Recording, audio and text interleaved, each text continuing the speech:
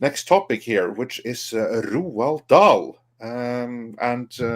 Because what has happened is that Penguin, the publisher of the Roald Dahl book, certainly in the UK, have decided that he's a little bit problematic now. So they hired some people who specialize in diversity and inclusion and sensitivity, basically censors, to go through them and to rewrite them to make them more acceptable to modern audiences. Now, many in the chat have been very curious about your thoughts on this. So, Mr. Gore, how familiar are you with Roald Dahl, and how excited are you to check out these newly approved versions of his books?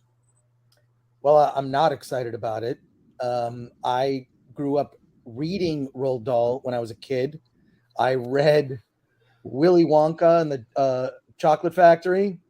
It was Charlie and the Chocolate Factory. Or Charlie and the Chocolate Factory. Yeah, they The changed movies, Willie. Yeah. Yeah. So I read Charlie and the Chocolate Factory. I read the sequel, The Great Glass Elevator. It's brilliant. I love that Roald Dahl, as a so-called writer of literature for children, never spoke down to kids. He famously didn't really like kids. So I think in many ways he's like Willy Wonka, that character. But Great Glass Elevator scarred me as a kid because there's a weird element of that where, his grandparents are made younger through these pills. They take too many of them and they become unpeople, which is vaguely described in the book. And I that concept always haunted me as a kid. I think I read it in third grade. I was a voracious reader as a kid, not just comic books, but a lot of science fiction. In any case, I love Roald Dahl. Love Roald Dahl. As I said, I think his strength was never wrote down to children. He was very matter of fact, and he built a world in your head that was fantastical. I saw both last night. I watched Paul. I watched your video on this topic, and then I watched Robert Meyer Burnett. Great video, by the way. Robert Meyer Burnett did a long stream where he cited specific examples and how they were rewritten, and this is horrifying. Yep. This is out and out censorship for no reason than some sensitive children at a company, activists, are changing this. And I will never buy or support this. People need to push back against this. This is horrific 1984 Brave New World bullshit. It's horrifying because if they can do it to a children's book, Roald Dahl, they can do it to history books. They can do it to anything. And Penguin is a respected company. I almost did a book with Penguin. I've done books with St. Martin's Press and Random House. So I've worked with publishers before. And one of the tricks I learned is most books, if you sign a book deal, are delivered late. They're generally a year late. And almost by design, a lot of authors turn their stuff in late because they don't want the publisher to have an opportunity to make changes. That's a thing that authors do. Okay. So it's a pro tip. And I learned that also when I wrote for other publications, like for the Hollywood Reporter or other like magazines and whatnot, I always noticed that they would kind of change my writing, which is fine. It's within their right to do. If I'm writing for, a media outlet like a magazine, the editor will kind of, reshape the article to be the voice of that particular magazine, whether it's like some music magazine or arts magazine. Okay, whatever. But I learned that if the later I turned it in, the less of an opportunity they had to change it. But this is Roald Dahl, an author revered for decades that I grew up reading back in the 70s. Okay. And someone who's had, his works turn into films, animated films, beloved for this is horrific. When Robert Meyer Burnett was going through the examples, it was horrifying. Here was the original statement, here's the rewritten one, and a lot of it is just the to me the narcissism, the ego of a person that thinks they're entitled to do that. Fuck that person, fire that person. I would love to find out the names of the people responsible and the name of the person in middle management who allowed it. Because here I think I actually don't even blame the sort of wokerati at a lot of these companies. I blame the enablers. I blame the people in middle management that don't see a problem and fire somebody because things are bad.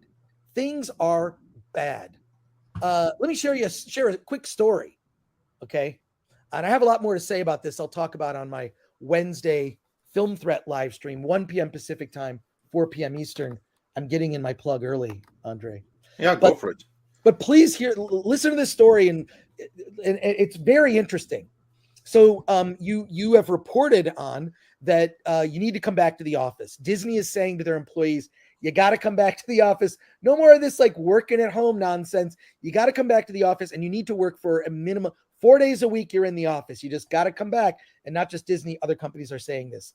Get back to the office. So as Disney is preparing for people to come back into the office, and the story was told me from a friend firsthand, there began a debate as people come back to the office. Well, what kind of breakfast cereal should we provide, on demand for people that are in the office? Breakfast cereal, they have snacks. I mean, that's fairly common for big companies. What kind of breakfast cereals should we provide? And the conversation among the people in that meeting devolved into what kind of privilege that you enjoyed based on the types of cereal you grew up eating. So, for example, if you were someone who was lucky enough to enjoy Lucky Charms or Captain Crunch, you grew up in a privileged household because you had more money. But if you ate no brand Raisin Bran, you were poor. So this entire meeting, literally to decide what breakfast cereal to have in the office, turned into an equity bullshit conversation amongst people working at Disney. And these are the types of people that like they contribute nothing to the company. They contribute nothing. Those are the people that should be among the 7,000, and it should probably be a lot more. They need to be let go. If you're wasting company time deciding on what types of cereal and then turning that into a conversation about privilege, you're a waste of money. So, and look, I have more stories like this. A friend of mine, the latest WGA meeting, you would be interested in this script.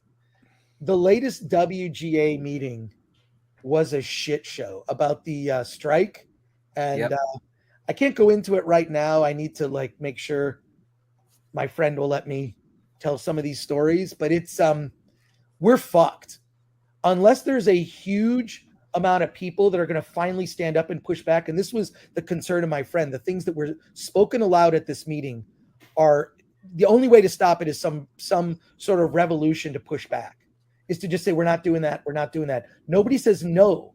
And you have so many inexperienced people elevated to positions they're not ready for, that it is destroying this industry. It is destroying the industry of film and entertainment. It shouldn't surprise any of us that Steven Spielberg went right to Tom Cruise, hugged the guy and said, you saved the business. You saved movie theaters, because he made a movie with broad appeal rather than stick to some agenda. Well, yeah, but then, Judd Apatow comes off and shoots off his mouth at the DGA, attacking Cruise. You know what? Cruise can take it. He's Cruise can take it because Cruise has made money. Movie.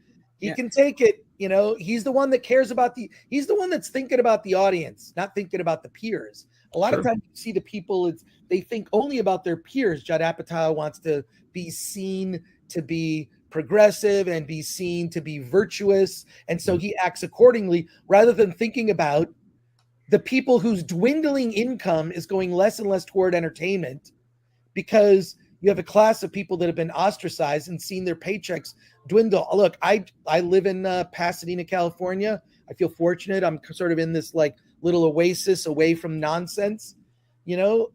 Having said that, I went to Trader Joe's recently, and one basket of food with just essentials was $80. Yep. I mean, $100 is the new $20. Yep. It's just, it's unbelievable. And I've definitely changed and curbed certain aspects of my lifestyle because of this.